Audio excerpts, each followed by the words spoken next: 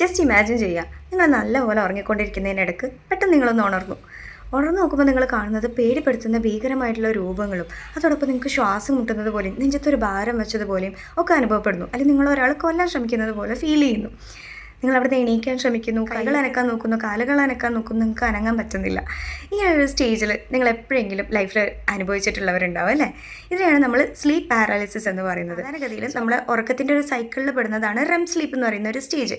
നമ്മൾ സ്വപ്നങ്ങളൊക്കെ കാണുന്ന സമയത്ത് ഉണ്ടാകുന്ന ഒരു സ്റ്റേജാണ്. ഈ ഒരു സ്റ്റേജിൽ നമ്മുടെ ബോഡി കംപ്ലീറ്റ്ലി റെസ്റ്റിംഗ് ആയിരിക്കും. നമ്മുടെ മസിൽസ് ഒക്കെ വളരെ വീക്കായിട്ട് പാരലൈസ്ഡ് ആയിട്ട് നമ്മുടെ ബോഡി പാരലൈസ്ഡ് ആയിട്ട് കിടക്കുന്ന ഒരു സമയമാണ്.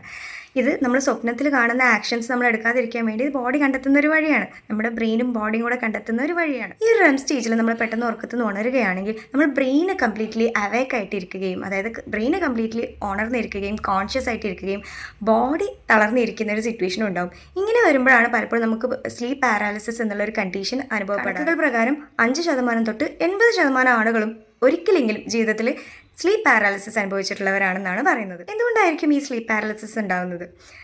സ്ട്രെസ്സ് നല്ലൊരു റീസണാണ്. നമ്മൾ വളരെയധികം സ്ട്രെസ് അനുഭവിക്കുന്ന ആളുകളാണെങ്കിൽ നമുക്ക് സ്ലീപ്പ് പാരാലിസിസ് ഉണ്ടാവാനുള്ള ചാൻസസ് ഉണ്ട്. ഡിപ്രഷൻ, ആങ്സൈറ്റി പോലുള്ള കാര്യങ്ങളുണ്ടെങ്കിൽ, നമ്മൾ വല്ലാണ്ട് ടയേർഡായിട്ടാണ് കിടക്കുന്നതെങ്കിൽ, അതുപോലെ തന്നെ നമുക്ക് സ്ഥിരമായിട്ട് എന്തെങ്കിലും ഒരു മെഡിസിൻ എടുക്കുന്നുണ്ടെങ്കിൽ ആ മെഡിസിൻ്റെ സൈഡ് എഫക്റ്റ് ആയിട്ട് നമുക്ക് സ്ലീപ്പ് പാരാലിസിസ് അനുഭവപ്പെടാറുണ്ട്.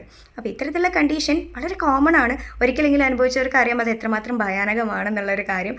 പക്ഷേ നിങ്ങൾ മനസ്സിലാക്കുക, കുറച്ച് സമയത്തിനുള്ളത് അത് ഫെയ്ഡ് ഔട്ട് ആയത് മനസ്സിൽ ഉറപ്പിച്ച് പറയുക. ഇനി നിങ്ങൾക്ക് ഇതിൻ്റെ ഫ്രീക്വൻസി വളരെ കൂടുതലാണ്, നിങ്ങൾക്ക് റിക്കറൻ്റ് ആയിട്ട് ഇത് വന്നുകൊണ്ടിരിക്കുന്നുണ്ട്, നിങ്ങൾക്ക് അത് കാരണം ഒരുപാട് ഡിഫിക്കൽട്ടീസ് വരുന്നുണ്ട്, പ്രോപ്പർലി ഉറങ്ങാൻ പറ്റുന്നില്ല എന്നൊക്കെയുള്ള ഇഷ്യൂസ് വരുന്നുണ്ടെന്നുണ്ടെങ്കിൽ തീർച്ചയായിട്ടും ഒരു മെൻ്റൽ ഹെൽത്ത് പ്രൊഫഷണലിനെ കൺസൾട്ട് ചെയ്യുക.